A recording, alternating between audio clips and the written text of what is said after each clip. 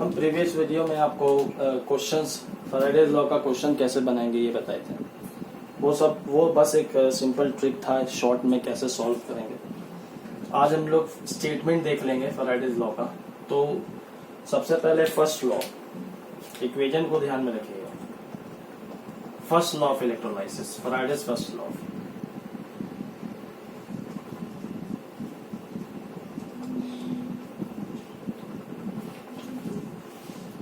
Faraday first law. तो Faraday first law of electrolysis के अनुसार जो आपका स्टेटमेंट है वो क्या है? ये इलेक्ट्रोलाइसिस में अपैरेटस आप जानते हैं, इलेक्ट्रोलाइट है, इलेक्ट्रोड है, एनोड एंड कैथोड। ठीक है, एनोड एंड कैथोड। ये हमेशा आप लोगों को लगता होगा कि एनोड पॉजिटिव की कैथोड नेगेटिव, या दोनों में से कौन पॉजिटिव नेगेटिव, कंफ्यूजन है। तो आप बस इतना ध्यान में रखिए, both anode and cathode can be positive also और कैन बी नेगेटिव, दोनों हो सकता है। ये पॉजिटिव भी हो सकता है, नेगेटिव भी हो सकता है। ये नेगेटिव भी हो सकता है, ये पॉजिटिव भी हो सकता है, दोनों हो सकता है। ये डिपेंड करता है टाइप ऑफ सेल, जैसा हम बैटरी जो केमिकल सेल पढ़ेंगे उस पर डिपेंड करता है ये। ठीक है, तो यहाँ पर एनोड एंड कैथोड में आपको बात याद रखना है कि वो दोनों हो सकता है। ये कंफ्यूजन दिमाग से हटा दीजिए। ठीक है, पॉजिटिव भी और नेगेटिव दोनों हो सकता है। ये बात याद रखना है कि एनोड पर हमेशा ऑक्सीडेशन होगा, चाहे वो कोई भी सेल हो। हम लोग आगे फर्दर सेल पढ़ेंगे। चाहे कोई भी सेल हो, एनोड पर हमेशा ऑक्सीडेशन और कैथोड पर हमेशा रिडक्शन होगा, ऑलवेज। ये हमेशा के लिए आप ध्यान में रखिएगा, ऑलवेज एनोड पर ऑक्सीडेशन और कैथोड पर रिडक्शन। तो statement first law of Faraday's first law of electrolysis कहा कि जब Q amount of electricity pass करवाएंगे इलेक्ट्रोलाइट से, ठीक है, Q amount of electricity, Q amount मतलब Q यहाँ पे चार्ज है। आप जानते हैं Q बराबर IT होता है, एम्पियर सेकेंड। ठीक है, कूलम में मेजरमेंट होता है। तो जब Q अमाउंट ऑफ चार्ज हम पास करवाए, Q अमाउंट ऑफ चार्ज या Q अमाउंट ऑफ इलेक्ट्रिसिटी आप बोल सकते हैं, जब हम पास करवाएंगे इलेक्ट्रोलाइट से, तो जो अमाउंट ऑफ सब्सटेंस डिपॉजिट होगा इलेक्ट्रोड पर, amount of substance deposited at electrode यानी मास m, जितना अमाउंट ऑफ सब्सटेंस डिपॉजिट होगा इलेक्ट्रोड पर उसको हम लोग m ले लिए। कहीं कहीं पर w भी हो सकता है, it may be w also, m या w।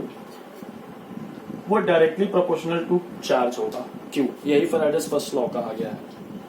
When Q amount of electricity is passed through the electrolyte, the amount of substance deposited at the electrode is directly proportional to the charge।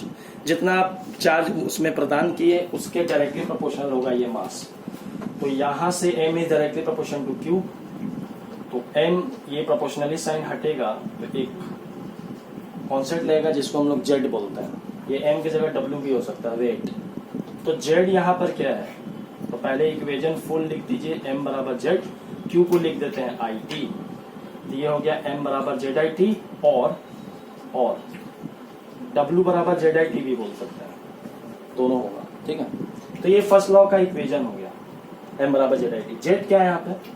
तो यहाँ पर z आपका electrochemical equivalent है, electrochemical equivalent. Z को क्या बोलेंगे हम लोग? Electrochemical equivalent. ठीक है, और ये कैलकुलेट कैसे होता है? तो ये कैलकुलेट होता है इक्विवेलेंट वेट बाय 96500। ये इसका कैलकुलेट करने का तरीका है। अलग अलग इलेक्ट्रोलाइट होगा, Z अलग अलग होगा क्योंकि इक्विवेलेंट वेट अलग अलग होगा सबका। अब आ जाइए इसके कॉन्सेप्ट पर। हम आपको क्वेश्चन बनाना सिखाए थे, तो आप मेरे अनुसार इस इक्वेशन से क्वेश्चन आप सॉल्व मत कीजिए।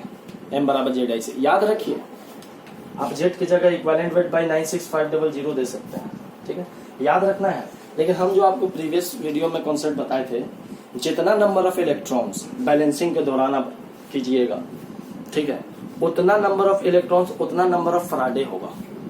आपसे हमेशा क्वेश्चन में क्यू डिमांड करता है, चार्ज।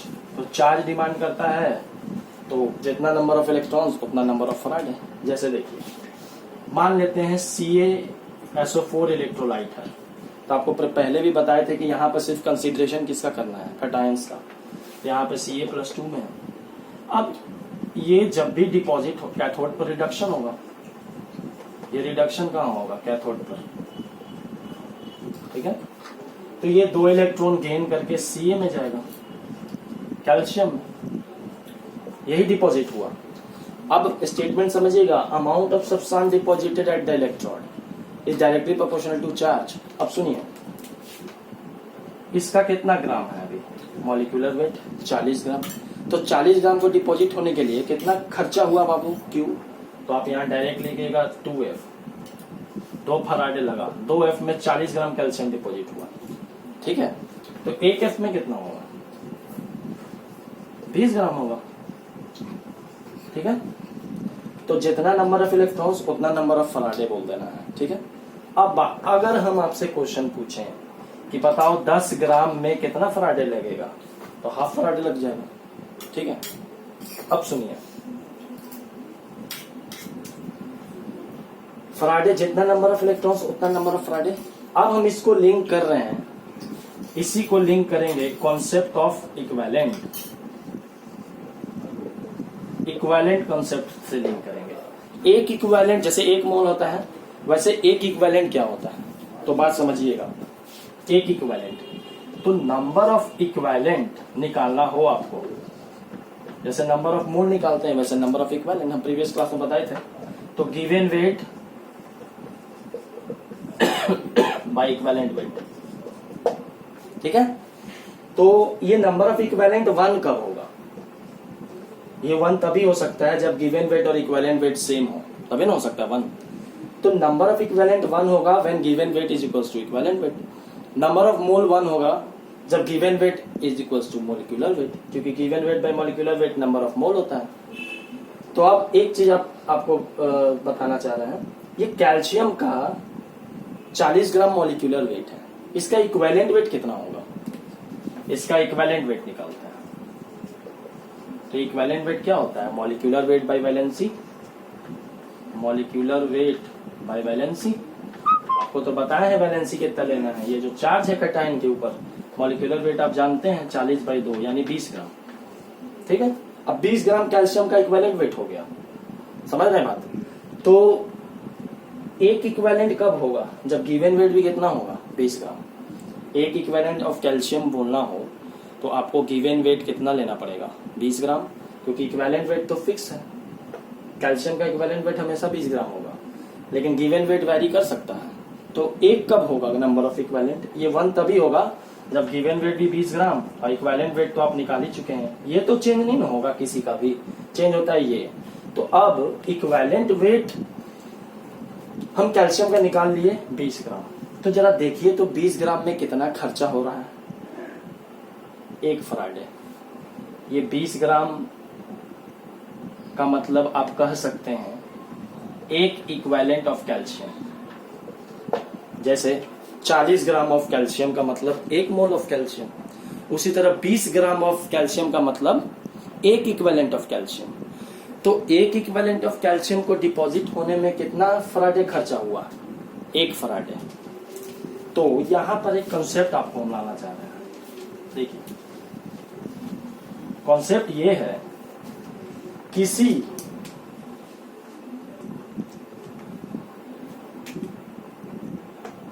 कोई भी कैटायन हो, उसका एक इक्विवेलेंट को डिपॉजिट होने के लिए हमेशा एक ही फराडे खर्चा होगा। चाहे तो आप चेक करके देख लीजिए, जैसे मान लीजिए हम Al+3 का कंसिडरेशन लेके चल रहा है, तो ये 3 इलेक्ट्रॉन गेन करके बाबू एल्यूमिनियम में डिपॉजिट होगा, ठीक है। तो 3F में कितना ग्राम, 27 ग्राम। तो 3F में 27 ग्राम डिपॉजिट हुआ एल्यूमिनियम। 1F में कितना होगा, 1F में तो 9 ग्राम होगा कि नहीं। तो ये 9 ग्राम जरा देखिए तो एल्यूमिनियम का कौन सा वजन है, इसका इक्विवेलेंट वेट निकालिएगा तो 27 मॉलिक्यूलर वेट, अब वैलेंसी इसका 3 होगा क्योंकि चार्ज 3 है, कितना ग्राम आया, 9 ग्राम। तो जब 9 ग्राम में कितना फराडे, 9 ग्राम को डिपॉजिट होने में कितना लग रहा है, 1 फराडे। ये 9 ग्राम एल्यूमिनियम का कौन सा चीज है, 9 ग्राम। तो एल्यूमिनियम का आप number of equivalent number of equivalent of aluminium निकालिए, कितना होता है नंबर ऑफ इक्विवेलेंट, फॉर्मूला याद रखना होगा। नंबर ऑफ इक्विवेलेंट होता है given weight by equivalent weight, ठीक है, given weight by equivalent weight तो आप ले आए हैं 9। तो ये वाला number of equivalent of aluminium 1 कब होगा, ये 1 कब होगा, ये 1 तभी होगा जब गिवन वेट को भी कितना होना पड़ेगा 9 ग्राम। जैसे एल्युमिनियम का 1 मोल में 27 ग्राम होगा, ये तो तय है। तो 1 मोल कब होगा, क्या चीज चेंज होता है, गिवन मॉलिक्यूलर वेट चेंज नहीं होता है किसी का, गिवन वेट चेंज होता है। तो गिवन वेट को जब 27 ग्राम कीजिएगा तो 1 मोल ऑफ एल्युमिनियम। उसी तरह जब गिवन वेट एल्युमिनियम का 9 ग्राम कर देंगे तब ये एक इक्विवेलेंट ऑफ एल्युमिनियम कहलाएगा। तो एक इक्विवेलेंट ऑफ एल्युमिनियम को डिपॉजिट होने के लिए कितना फराडे खर्चा हुआ, देखिए आप 9 ग्राम को कह सकते हैं ना एक इक्विवेलेंट ऑफ एल्युमिनियम। तो 9 ग्राम एल्युमिनियम को डिपॉजिट होना, या तो आप 9 ग्राम एल्युमिनियम बोलिए या तो आप एक इक्विवेलेंट ऑफ एल्युमिनियम बोलिए। इसको डिपॉजिट होने में कितना फराडे खर्चा हुआ, 1।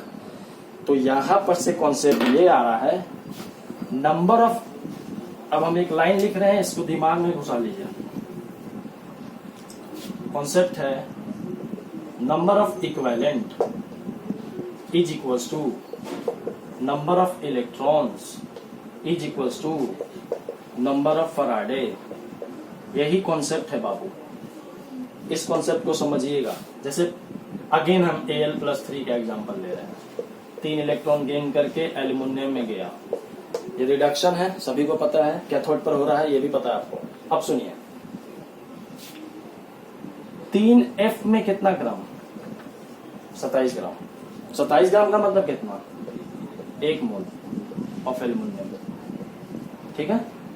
तो जरा 3F में 27 ग्राम यानी 1 मोल। तो अब बताइए 1F में कितना, 9 ग्राम। 9 ग्राम एल्युमिनियम का कौन सा चीज है, तो इसको हम लिख सकते हैं 1 इक्विवेलेंट ऑफ एल्युमिनियम। हमेशा याद रखिए, ठीक है। तो देखिए जब 1F में 1 इक्विवेलेंट, तो 3F में 3 इक्विवेलेंट लिख सकते हैं। 1 फराडे में 1 इक्विवेलेंट, तो 3 फराडे में 3 इक्विवेलेंट। 3 इक्विवेलेंट ऑफ एल्युमिनियम यानी 9 9 9 27, वही बराबर होता है 1 मोल ऑफ एल्युमिनियम का, ठीक है। तो यहां पर देखिए नंबर ऑफ इलेक्ट्रॉन्स 3 है, is equal to number of faraday 3 faraday. देखिए नंबर ऑफ इलेक्ट्रॉन्स 3, ठीक है, is equal to number of faraday भी कितना 3 faraday, is equal to number of equivalent कितना, ये भी 3 इक्विवेलेंट होगा। क्यों, क्योंकि आप देख लीजिए 1 फराडे में 1 इक्विवेलेंट, तो 3 फराडे में कितना 3 इक्विवेलेंट। किसी का भी आप एग्जाम्पल कंसीडर कीजिएगा, तो हर में नंबर ऑफ इलेक्ट्रॉन्स बराबर नंबर ऑफ फराडे बराबर नंबर ऑफ इक्विवेलेंट ही आएगा, किसी में